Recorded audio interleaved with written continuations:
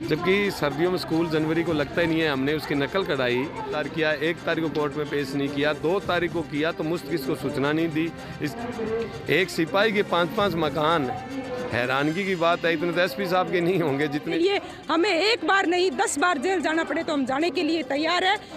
आज जो प्रदर्शन है वो पुलिस ने जिस तरह से एक दलित 10वीं क्लास की बच्ची को न्याय दिलाने के बजाय जो उसके न्याय के लिए आगे बढ़ा, उन पर जो मुकदमे किए हैं झूठे, उसको लेकर है। उनकी गिरफ्तारी जो जिस तरह से रात को छापा मार के गिरफ्तार किया है, गांव में पूरा दहशत बिठाई है और पुलिस ने पूरे नियमों को तकाजा फैल कर दिया। मतलब जो कानून नाम की चीज़ है जो सब पर लागू होती है, पुलिस पर भी होती है। धारा 41 की पालना की हुई थी, इनको सूचना देनी चाहिए थी, वो आ जाते। वो नहीं आते तो धारा 41 के बाद में ये होता है कि उनको घर पे जा गिरफ्तार करते, वो नहीं हुआ है।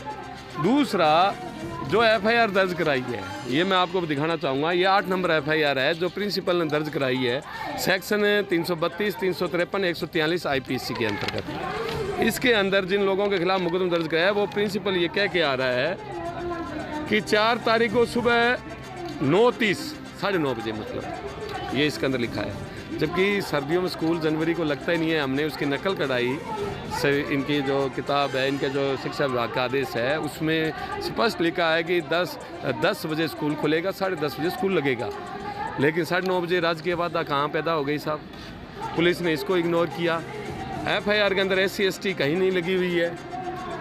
जानबूझ के SC ST बनाने के लिए इस बयान में वो कहीं नहीं कह रहा है कि मेरे को मारपीट की गई है। एफआईआर के अंदर वो ये नहीं कह रहा है कि मेरे को गालियाँ निकाली गई है, उसके बावजूद भी SC ST लगाया गया है। और जो 28 नंबर एफआईआर है जो बच्ची की माँ ने दर्ज कराई थी, उसके अंदर जो वो कह के आ रही है कि PTI ने मेरा हाथ पकड़ा और मेरे 164 बयान में 1-2 चीज़ें कही है, वो मैं यहाँ नहीं बता सकता। तो वो प्राचार्य के बारे में उसने लिखा है कि उसने धमकाया है, डराया है। आज तक प्राचार्य गिरफ्तारी नहीं हुई है। पहले इनकी गिरफ्तारी जो ज़रूरी हो गई, उनकी कोई गिरफ्तारी ज़रूरी नहीं है। ये साबित करता है कि पुलिस मिली हुई है। गिरफ्तारी का समय सुबह 5 बजे करना धुंध के अंदर, ये बताता है कि पुलिस कितने दबाव में थी। दूसरी बात इसके अंदर कि इन्होंने 1 तारीख को गिरफ्तार किया, 1 तारीख को कोर्ट में पेश नहीं किया, 2 तारीख को किया तो मुस्तकिस को सूचना नहीं दी। इसके कारण उनकी बेल की सुनवाई नहीं हो पाई और 3 तारीख को फिर सुनवाई हुई। होते ही कोर्ट ने देखा भी ये क्या है, कोर्ट ने उसी वक्त 20-20 हज़ार की ज़मानतें मंजूर कर ली, पेंडिंग नहीं रखी एक दिन के लिए भी हम देखेंगे, विचार करेंगे। उन्होंने सुनते ही कह रहे ये तो बहुत ही फर्जीवाड़ा है उन्होंने। तो ये पुलिस ने आज SP का बयान भी आया है पेपर्स में, वो कह रहे हैं कि इस तरह की बात हुई है, मेरे नॉलेज में नहीं है। हम उनको नॉलेज में बताना चाहते हैं कि नीचे क्या अधिकारी क्या क्या कर रहे हैं। एक यहाँ के जो पुलिस के कर्मी हैं, इनका डिटेल तो लो, कितने कितने मकान यहाँ मानगढ़ में ले रखे हैं और उसके बारे में कुछ भी नहीं। एक सिपाही के 5-5 मकान, हैरानगी की बात है। इतने तो SP साहब के नहीं होंगे जितने एक सिपाही के हैं, और उनकी जांच तो करो।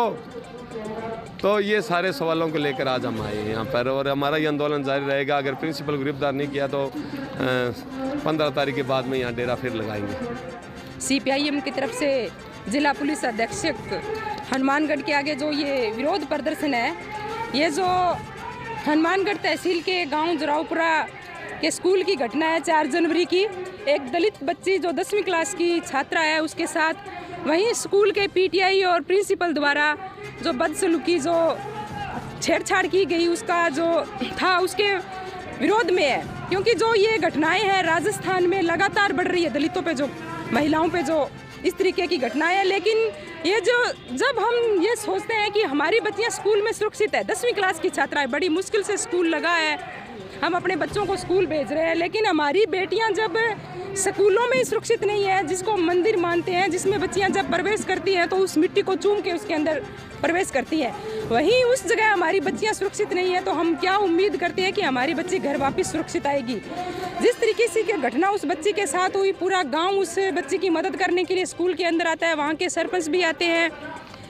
तो उस बच्ची की मदद करने वालों पे जो झूठा मुकदमा इस तरीके का पहली बार देखने को मिला है कि एक शिक्षक उन लोगों पे मुकदमा दर्ज करता है, शिक्षा विभाग वहाँ मौजूद होता है, पुलिस की गाड़ियां वहाँ मौजूद होती है, पुलिस वहाँ मौजूद होती है, लेकिन पुलिस और शिक्षा विभाग का भी जो रवैया है वो बिल्कुल इस तरीके का नहीं था कि कोई बच्चियों को, ये पता नहीं उस स्कूल के अंदर कितनी बच्चियों के साथ ऐसी घटनाएं हुई होगी। उस बच्ची को धन्यवाद देते हैं जो एक दलित होते हुए उसने आवाज़ उठाने की कोशिश की, और ये नहीं था कि उस बच्ची का विरोध था, ये था कि उस बच्ची की आवाज़ को किसी न किसी तरीके से दबाया जाए और उस स्कूल की जो राज है वो बाहर खुल के न जाए। तो हमारा आज के विरोध प्रदर्शन से ये एक संदेश है कि ये जो सरकारें हैं ये महिला विरोधी हैं, दलित विरोधी हैं। अगर इन सरकारों का यही रवैया रहा तो एक दिन ऐसा आएगा कि ये जो आज हम आंदोलन कर रहे हैं, ये सरकारें ये न सोचे, ये पुलिस प्रशासन ये न सोचे कि इन 9 लोगों को अंदर डाल के इस मुकदमे को, इस घटना को दबाया जाएगा। ये 9 लोग और उभर के आएंगे, 9 के साथ हम लोग 18 आएंगे और उभर के, और इस तरीके की घटनाओं को पाबंद करने के लिए हमें एक बार नहीं 10 बार जेल जाना पड़े तो हम जाने के लिए तैयार है, लेकिन ऐसी घटनाएं हम अपने समाज में नहीं घटने देंगे। गाँव में जोरारपुरा में एक नाबालिग बच्ची को छेड़छाड़ के मामले में जिस तरह से पुलिस का रवैया रहा, जिस तरह से लोगों में गुस्सा है कि जो पीटीआई और प्राचार्य के खिलाफ बच्ची ने मुकदमा दर्ज करवाया, उस प्राचार्य को गिरफ्तार करने की बजाय जो गांव में आवाज़ उठाने वाले जो सामाजिक संगठनों के लोग थे, जो उस पर पुलिस ने झूठा मुकदमा दर्ज करके उनको लगातार